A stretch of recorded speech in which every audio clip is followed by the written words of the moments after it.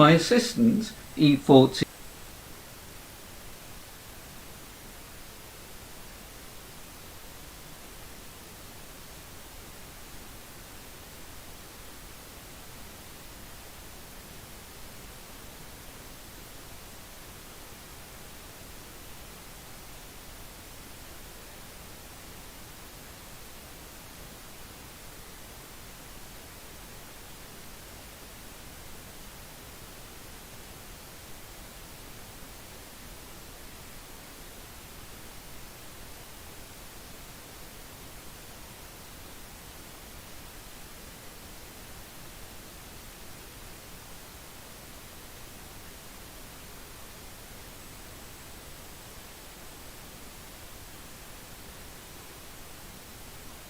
Welcome to this course on boosting intelligence, and thank you for joining. I'm passionate about the content in this course.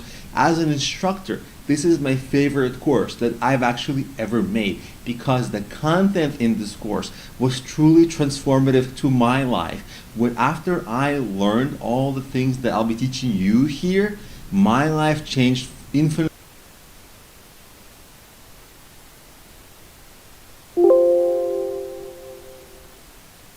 for the better, because it's an investment in your inner life. It's an enriching experience, and this is one of the best investments you can ever make for yourself. Before I even made this course, I asked myself, what course would I like to take as a student? And it was exactly a course like this, How to Boost Your Intelligence. Who wouldn't want that? It's an amazing topic. With this video, let's begin our introduction to emotional intelligence. It's an extremely new field. It was founded in 1990. If you can think about it, it's really recent, by Peter Salvi and John Mayer. It has to do with understanding your own emotions and being able to control your emotions once you understand them. And of course, it also has to do with understanding emotions of others. That's empathy, and controlling the emotions of others. Now, controlling others, it doesn't sound like it's good, but usually it's used for good reasons, to make people more productive, to make them do better things like that. Where is it useful? It's useful in personal and professional life. In professional life, it's used in a lot of leadership and management training, because in corporate environments, first of all, they need that because you're always dealing with people. It's not just machines and computers, it's teams and people, and you have to lead people, and to lead people you have to be able to understand them and motivate them. But also, if you're a manager or a leader, well, people who are competing with you, they're also extremely competent, extremely educated people who have high IQs. So if you have a high IQ and high competence level, so does the person next to you. You're already in that environment where it's ultra competitive, and often the soft skills set you apart if you can lead better. And the soft skills, they're not all emotional intelligence. Obviously, some are body language, some are public speaking, but a lot of it has to do with how you're able to interact with others, and that has to do largely with emotional intelligence. So that emotional intelligence is going to give you that advantage over other highly competent people, especially in your ability to lead. And everything you do has emotions preceding, during, and after. And not only your emotions, but emotions of others. Let's go over a situation that may be a minor thing, such a minor thing that you don't even think about it, but it completely impacts parts of your day. Let's say you're on the train, and as you're getting off the train, somebody either smiles at you or gives you a dirty, nasty, mean look. That's it. Of course, if they smile at you, you might smile back, because smiling and laughing, no, these things are contagious. They make you feel better. You get a nice emotion just randomly. And compare that with a dirty look, like somebody really gave you a dirty look and it kind of soured your mood, and you're like, well, what happened there, right? And getting off the train, you're going to feel either pleasant or you're going to feel mean. And the trains of thoughts that you're going to have, if you're feeling mean, you're going to have vengeful trains of thoughts or spiteful trains of thoughts. You got hurt, so you want to lash out. It's a very natural reaction that people have. Whereas if you feel pleasant, you want to connect with people on that level. So what happens when you get off the train? In your walk, let's say you're walking to work or wherever you get to work, it impacts your next interactions. Either you come there to work feeling pleasant, or you come there feeling like you're cranky and in a bad mood, and the first person who comes and starts to talk to you, they're going to get that from you. So if you allow that train interaction to make you feel bad and control you, then you lose. But if you can control your emotions, understand that that little trigger on the train might trigger some negative emotions, and be aware of it, not let it derail you, and maintain your good pleasant emotion, then your pleasant emotion will come and carry through your day and through your interactions. And guess what? The first person that you interacted with, they're going to have a better interaction with you. They're going to live in a better mood. You're going to be more productive with them, likely. They're going to go in their next interactions. They're going to be more positive, and your next interactions will have a chance to be more positive. So it's going to build all these positive cycles. And this is something nobody ever talks about, specifically what mood they leave minor interactions with, or even major interactions. But it's still there. We just don't look at it. We don't notice it. We kind of brush it under the rug.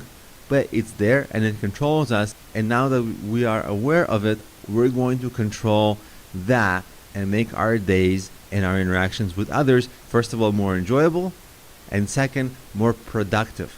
And in the next videos, as we keep talking about emotional intelligence, we're going to dig in exactly how to do that better and better.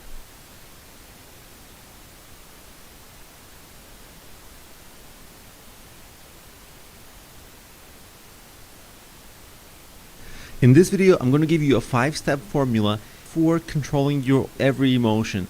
And this is really the first part of emotional intelligence, is to control your own emotions. That's what we're going to focus on here. So the first part is identify that feeling or emotion. It is bothering you. Maybe something negative happened. Maybe you lashed out. Whatever it was. Okay, we identify that that thing has to get solved. You trace it back to the root cause. How did it get started?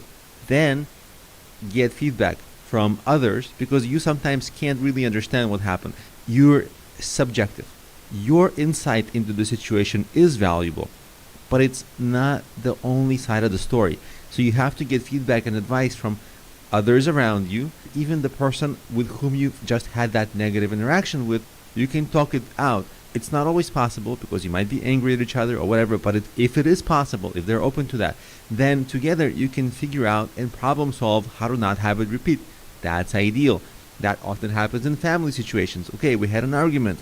Oh, it was from this silly thing. How did we not do it again? Oh, I see. I just have to not tease you or something like that, and then you won't get mad. So sometimes you can work together with the other person, because most of the time they don't want to have the negative interaction either.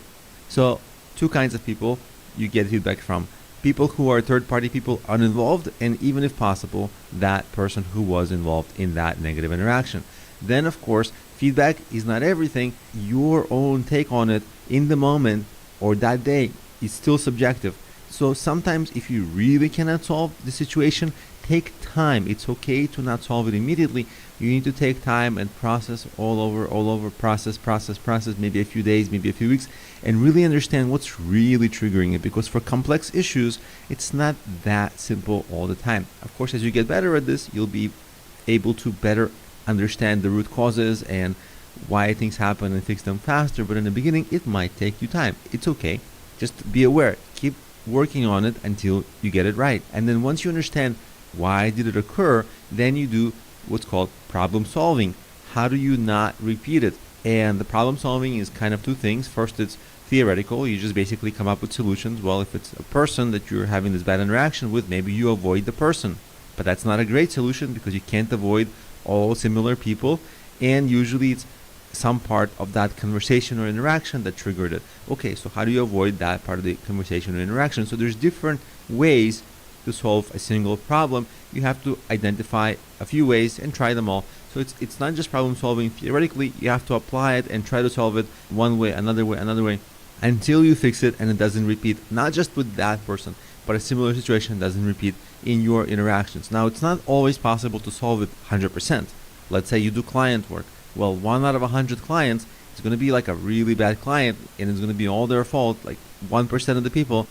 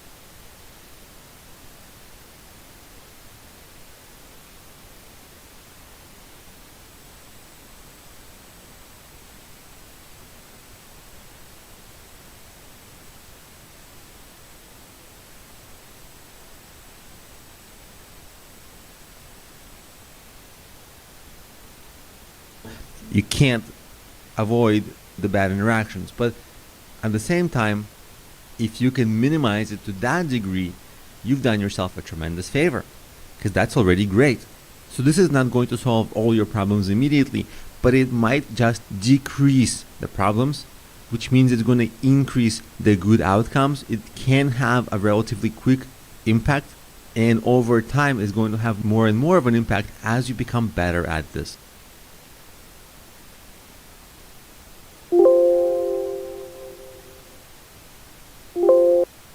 In this video, I want to give you an introduction to just managing yourself when anything happens, so you can manage how you react yourself. So this is all internal, and it really has all to do with slowing down your reaction. You do not want to jump to conclusions and rash interpretations and then base your actions on top of that, because one interpretation may not be the only interpretation there. There may be more to the picture. It takes time for you to realize it. You have to pay attention to your train of thoughts and see, where did you go wrong? If you had a negative or angry reaction, why? You can catch that in yourself, but you cannot let the rash, quick interpretation control your response, because it usually, more often than not, it's going to overcorrect on the negative type of reaction. And many bad and quick responses are just not accurate, because the quick response is controlled by your animal brain. That's the amygdala. It deals with things like fear and fight or flight and basic quick reactions, so that you can quickly survive in some kind of threatening situation. This is from thousands and thousands of years ago, when we were chased around the jungle by animals and we had to really be quick in reacting. In today's world, we don't have to react quickly almost ever. And what we have to do is stop and think through the issues. So the fast reactions, they're really for unknown, the potential dangers, and we tend to lash out. We either attack or we flee. And we really don't need those responses today. Most of the issues can be handled by standing back, giving yourself a little space and thinking about it. And when you slow down, you give the evolved part of your brain to work and to think through the issues, and most likely it will see the rationale, the reasoning, the other point of view, those more complex scenarios, because it takes the brain a little longer to process those than the immediate fight or flight. And knowing this, all you have to do is just not jump to any quick conclusion, reaction, interpretation. Sure, you're tempted to do that, but now that you know it, you have to control not to do it and just give yourself time and space enough. Sometimes it's only a matter of a few seconds, but you'll realize everything and you'll have a much more accurate and correct response to whatever that stimulus is.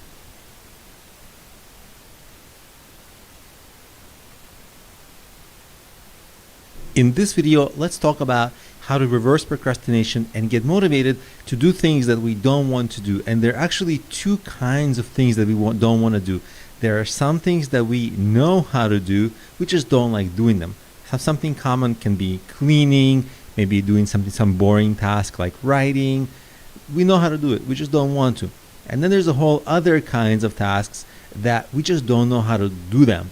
An example of something like that would be a client of mine who was a personal trainer, and every day of his life he kind of just went to the gym, talked to people. He had that kind of regular life. And then because he wanted an online business, he had to do a lot of geeky things, like dealing with his website, dealing with support, dealing with HTML or online marketing or whatever. And it was so boring for him, and it was just a foreign way, completely foreign way for him to operate. It was like a tremendous adjustment. He just couldn't do it.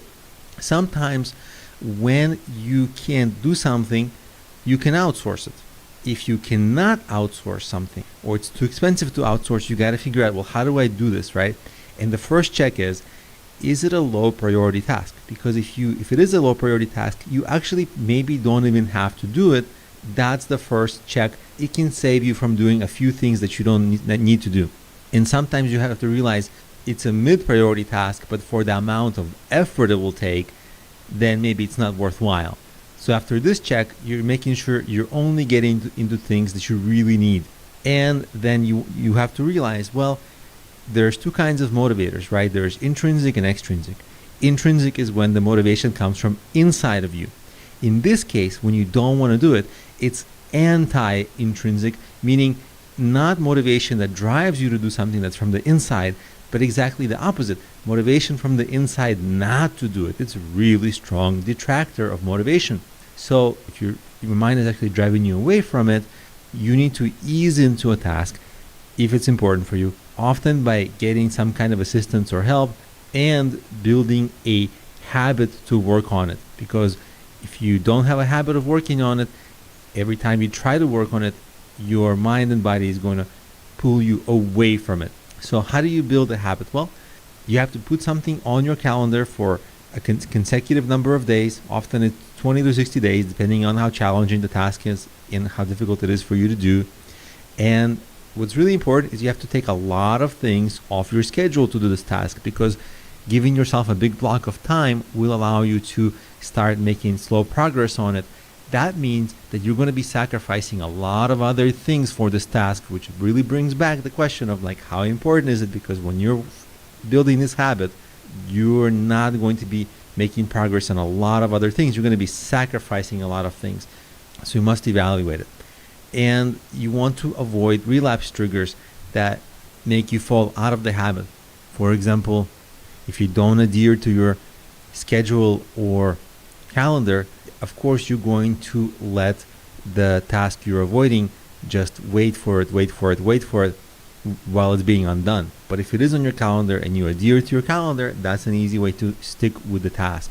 And keep evaluating, like, is it really that important? Because it's a big investment on your part.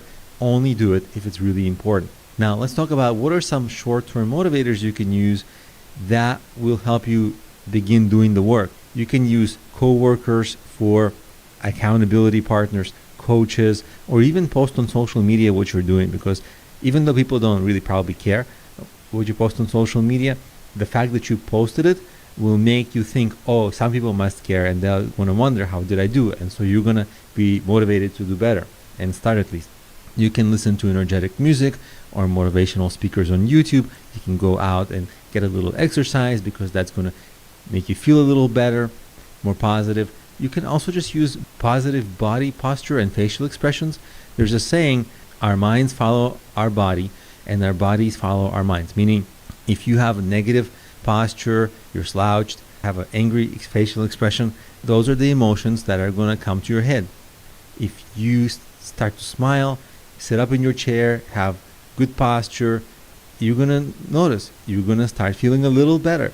And when you start feeling a little better, you're going to be able to do a little better work or get into your work. You can also reward yourself, like a daily snack or something that you like to do, or even daydream about the results, because sometimes daydreaming about you gets you excited about what's on the other end after you do the work. The boring work that you don't want to do, you'll be able to do it because you want to get the reward afterwards.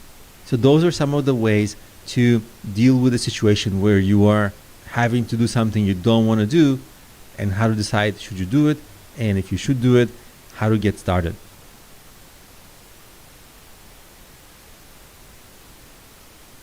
In this video, I want to give you a few steps and techniques to help your mood management, specifically if you find yourself in a bad mood, stressed out, angry, frustrated, all those that can lead to more further damaging actions. The first thing is that it can linger throughout your day, throughout your week, or indefinitely if you don't get rid of it. And it can be truly hard to shake off a mood or a feeling or that stress. And these techniques, they'll help you to a point. If it's a feeling that's easy to shake off, this will help probably 100%. But there are some kinds of stresses that just linger, and they're like really, really deeply ingrained in us, and like they're very long lasting. So this will only alleviate them to help you feel better, so that you can problem solve to get rid of them.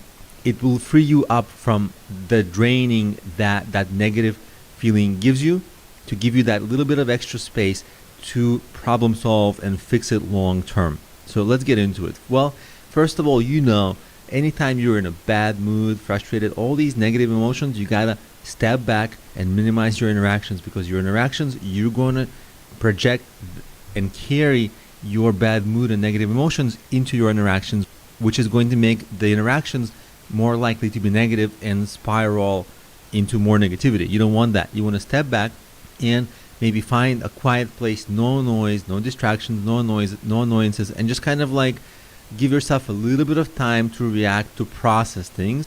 Then there's self-talk. What I mean by that is once you're in a quiet space, you have a little bit of quiet time, you can have that dialogue with yourself when you explain to yourself, hey, it really isn't that bad. There's a way out. There's multiple ways to solve problems. Maybe if there's some negative interaction, maybe it could have been just some misunderstanding. It could be. It doesn't have to be all terrible and bad. And, you know, a lot of times it seems like when things are bad, that things just pile on top of each other. And having that little bit of a conversation with yourself helps you unpile all those things and make it not as daunting. So you can just have that conversation and realization that, hey, it's not so bad. And also, of course, the positive body language, right? Force yourself to smile, sit upright, stand upright. All those things will make you feel a little better. So there's a lot of just these little techniques, but do them. Of course, you know them, but you have to do them. Or, you know, one thing that can save you if it's late, just go to sleep. Sometimes just fighting at night or arguing at night, or, you know, with family or with somebody at work or something like that, you know, it's not that helpful and it just leads to bad things. So there's a wisdom to, if it's late and you're in a bad mood, maybe just go to sleep, sleep it off, wake up, you'll feel better. Not always, but sometimes. Now let's keep going through the techniques.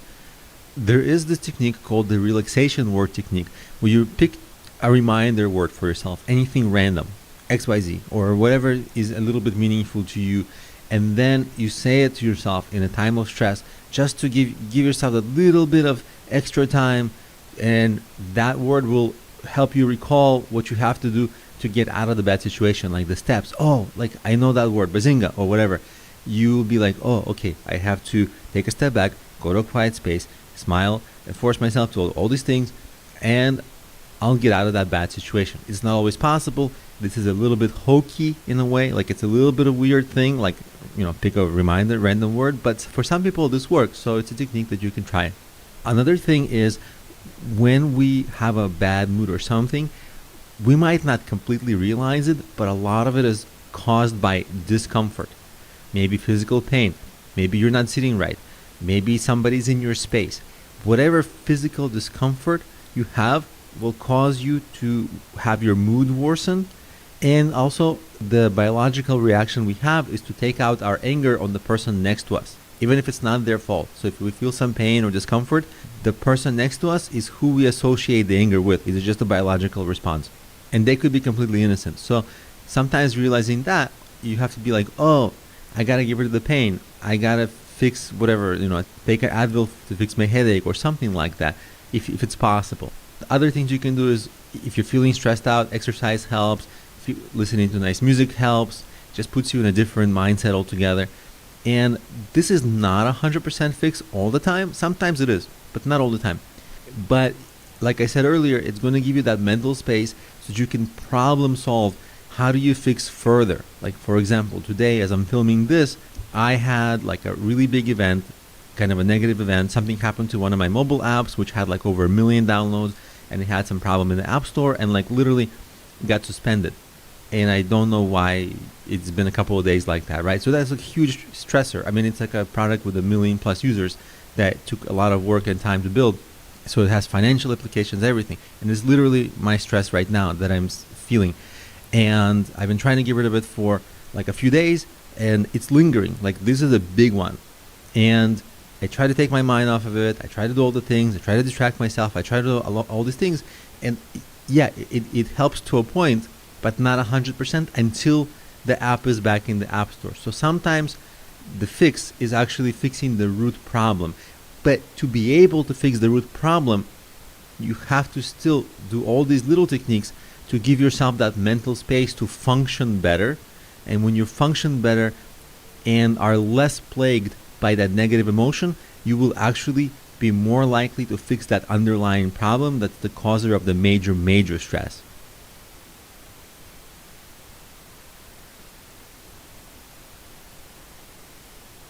In this video, let's take a look at what exactly is empathy as a part of emotional intelligence.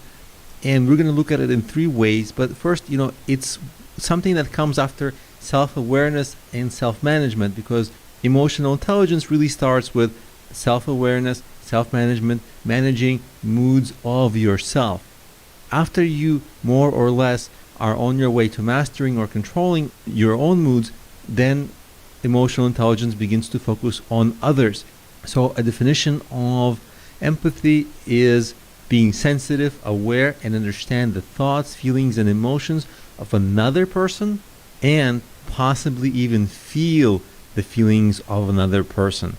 Now, let's take a look at our three types of empathy that we're going to cover. First is you have to understand how a person sees the world, their mental model of the world, because they don't see the world like you see the world. You might think cats are amazing. They might think cats are not amazing. If you try to show them cat pictures, they're not going to react to it, right? So you can't project your own feelings and ideas and worldviews onto them. You have to understand what theirs are. Once you understand what their views of the world are, you have to understand how they feel, their current emotional state, and how they feel about some different things. Again, if you love cats and they hate cats, you're not going to win them over by using things that work on you. And of course, cats is a very simple example, but this can get very complex. In personal relationships and other parts of life, things get a little complicated.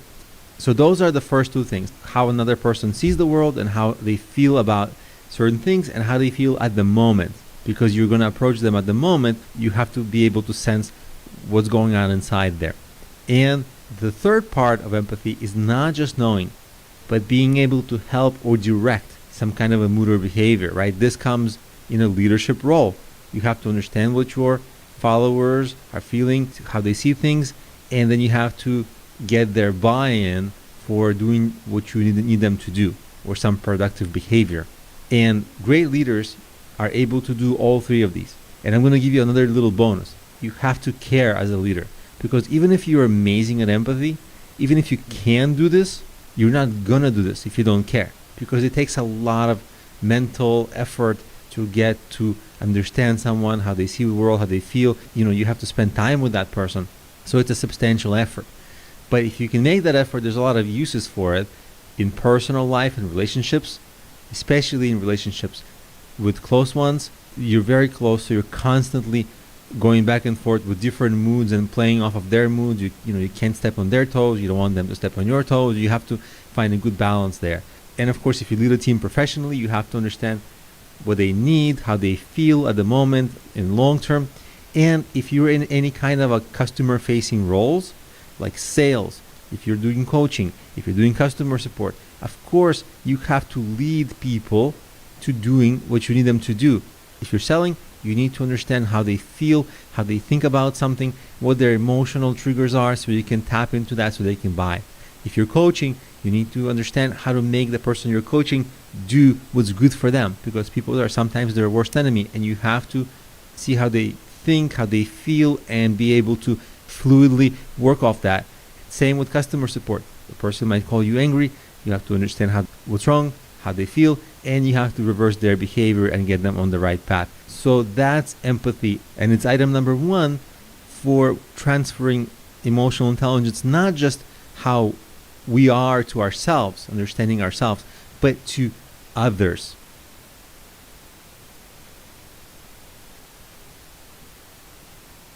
In this video, I want to explain how empathy can be used in sales, and I'm going to give you an example of how I added it to my sales process, just little bits here and there, and how it really helped. So before your sales conversation starts, you have to know the desired outcomes that you want to happen so that you can lead the conversation there, and common sales rebukes. Whatever you're selling, people are going to have concerns. Well, it's too expensive. Well, the competitors are better, or many other things. Some of that comes from experience, but you can never know everything. You just have to make sure that you do know as much as possible. But every individual you're going to talk to is going to be very different. Some are going to be high energy, some are going to be skeptical. So really, you don't know until you talk to them. There are always many unknowns when you enter a sales conversation. This is where we use empathy. You start using empathy by sensing. What do I mean by that? Instead of saying, hey, how are you, Jim? Or something like that, starting off a high energy, you don't know yet how to start. You have to feed off their energy, and depending on the format of the call, you have a few options for how to sense their energy. If you're on a phone, you cannot see their face. So let's look at the formats of the sales process. I do not like email. Email is what you resort to when you just don't have the time, or the sale is not that important. If it's a small sale, it's not that important, and you're going to waste more time selling than that money is worth. I avoid email when I can because it's impossible to read emotion. So if the sale is important for you, do not do email. And you actually want to limit your phone conversations, because on the phone you only get their voice to read into, right? But we got to use emotional intelligence. We have to sense from them as much as possible. So we have to use Skype or some kind of video call so you can see their facial expression, or meet them in person. Sometimes in today's world it's really hard to meet people in person because everybody's located in a different place. But if you can use a video call, that's fantastic, because as long as you can look professional and there's not like your bed is not in the background or something like that in your Skype conversation, you can see how the person's reacting to everything you're saying, if they're getting bored, if they're losing energy, and you can feed off of that. Even in the very beginning, some people, when I talk to them, they open the call and they're happy to get on the call. They're excited. Some people are skeptical. They're kind of like half checked out in a way. And the best way to get that is to see their face. It's kind of like quizzing them about their mood. And you want to keep reading their emotions from facial changes, their posture, and their voice. So if you're on the phone, their voice does tell you a lot, but you just have to listen to it a lot harder and be more sensitive to it. And you want to keep on asking questions. So you want to lead the conversation, but you don't want them to just babble on and on. At the same time, you're just basically asking them questions to learn about them. When people get a chance to talk about themselves, they usually go on and on. So you have to have kind of follow-on questions and read off how easy are they to not so much interrupt, but lead to next places. So here are some questions that I like to ask. Whenever I make a point, I don't just go on and on. I quickly try to use as few words as possible to make the point as clear as possible, and then I ask, does it make sense? Because if it doesn't make sense, there's no point convincing them of anything further. Then I ask, do you have any more questions about this? So that we don't leave a topic too early. And you don't want to talk too long in between their points, because you don't know if they're following. Like if you say, well, exercise is great for you. You have to do push-ups and sit-ups and pull-ups and da-da-da-da-da. But maybe they didn't like the point that exercise is great for you. For whatever reason, they may have stopped listening there because it didn't appeal to them. And so you're going to waste their time and your time talking, and you're going to irritate them, and they're going to want to get off the call. So just make a point, quickly listen to them, and based on their questions, you ask more questions. And sometimes there's forks in the road. Like you have two options. Do you like cats or do you like dogs? And you don't say you should do cats. You say, which one do you prefer? Like what sounds better to you? You can lead them towards the desired outcome that you want. But if somebody's telling you like they want X, you should not be giving them Y, unless it's a case where they're stumbling into some really wrong situation. Like I have clients who start their businesses and they try to do all the wrong marketing strategies. So I have to actually walk them back, and I have to tell them, okay, you're doing this wrong and it's not right. But actually it doesn't help sales a lot, because it's easier if you give people what they already want, if that's possible. So usually I just ask them, okay, here are your choices, here's what I would recommend, but what sounds like the better option to you? Because at the end of the day, I have to listen to what they want. If I just tell them what I think is better, even if they say yeah, it's not necessary that they're following me. They have to make that choice. When they explicitly say, yeah, I want this option, then you know there's a high truth to that. So what happens is, throughout the call, using emotional intelligence, using empathy, I read their body language consistently, very intensely, and I ask them questions about themselves. So you see, I'm getting to know how they see the world, how they feel at the moment, and then because of that, I'm able to lead them wherever I need to lead them. Nothing's always going to work, but this gives you a high chance of building that sales rapport so that they like you, they trust you, they like doing business with you, and they understand the value of what you're selling, and they're going to be much more likely to do business with you.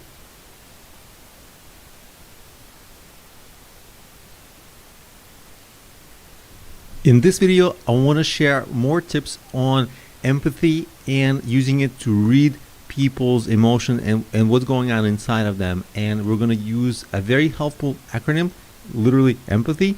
And I learned this from Dr. Helen Rice, so I want to give her credit for that. And let's go over what the acronym is. So E stands for eye contact. Eyes can be very expressive and they can tell us a lot. So you watch people's eye contact. Are they engaged? Are they looking down? That's really different mood, right? If they're looking down or away or their eyes are fidgeting, then something's going on underneath there.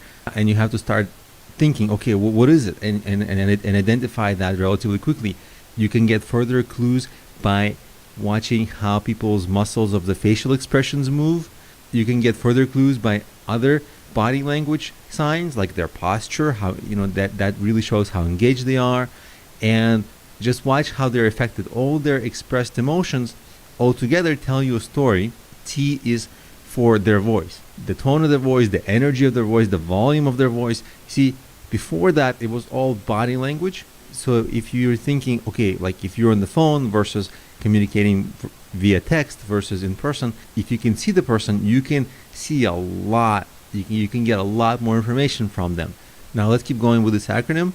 H is really hearing the person, what they're really saying, really listening, not just having things go in one ear and out the other. And then Y is for your response. At the end of it, you have to collect all that information, read it as accurately as possible, and base your response not on what your maybe pre-planned plan was.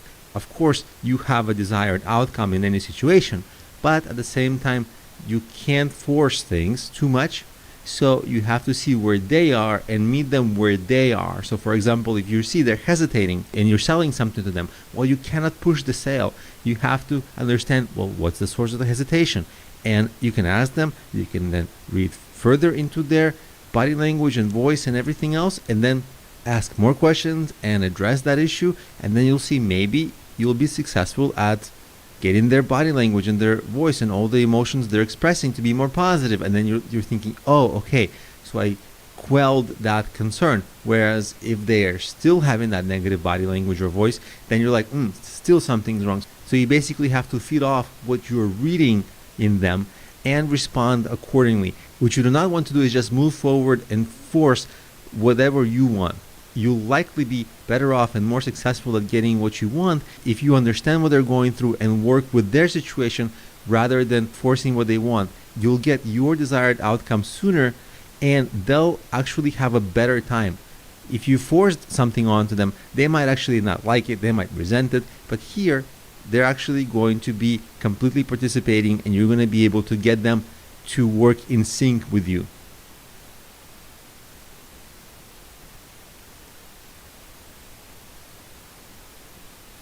Now let's take a look at how you can take an online emotional intelligence test. This is a good one from psychologytoday.com/test/IQ/emotional-intelligent-test. And it explains the importance of it. I'm going to click the button, take the test. You can see that it's free to take the test. It says after finishing the test, you will see your free snapshot of the report. The $6.95 is only if you wanted to purchase like the option to get your official results. And you can take the test, and though I'm not going to obviously take the test with you, but what I want you to see is that it's going to be pretty difficult in terms of, it's going to be intense. I mean, they're saying 146 questions, 45 minutes, so definitely have enough time allocated for this. Again, don't be distracted, make sure you're totally on, because you're going to have to blow through the questions, and you really have to be on, hydrated, eat before, not too much, so you not get tired, not too full, but have enough energy and your brain can keep going at this rate. And then you'll find out your EQ test, whatever your test score is, Don't worry if it's bad, because you can improve it, and if it's great, then great, high five.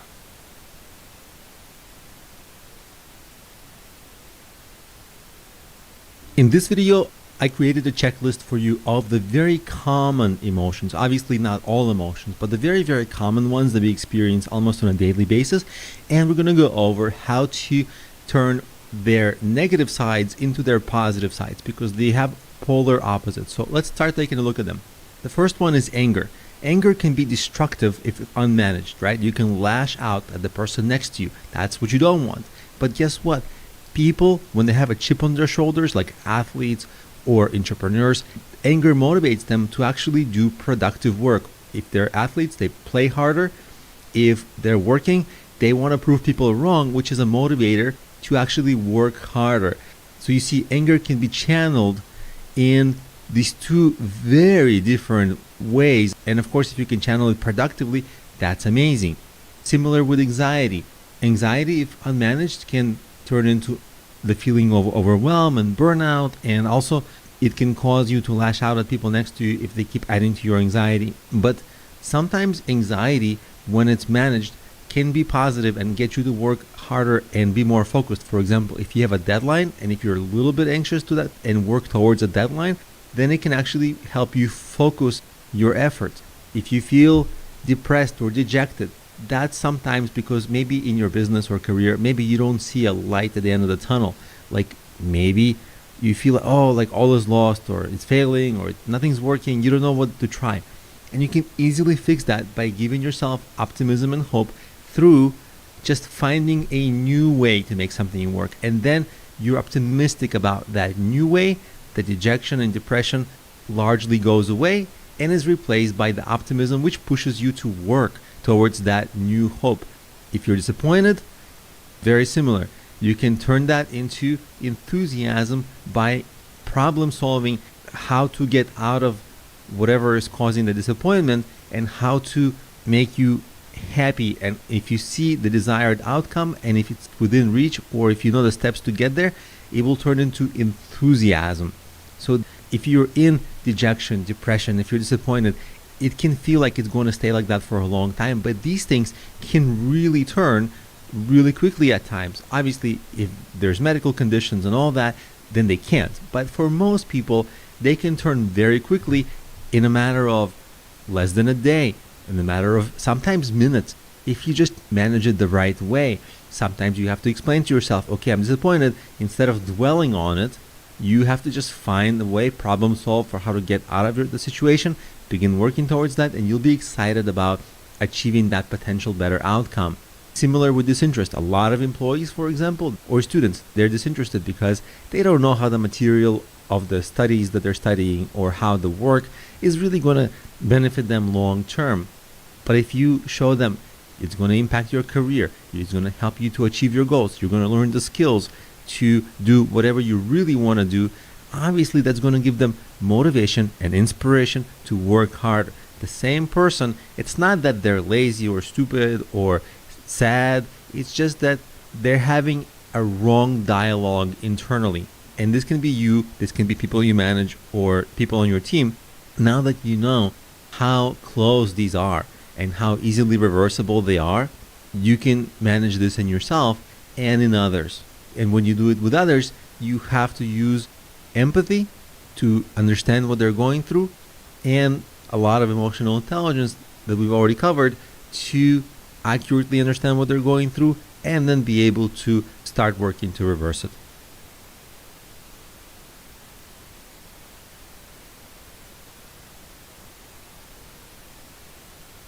Let's talk about how to apply emotional intelligence when you're dealing with and managing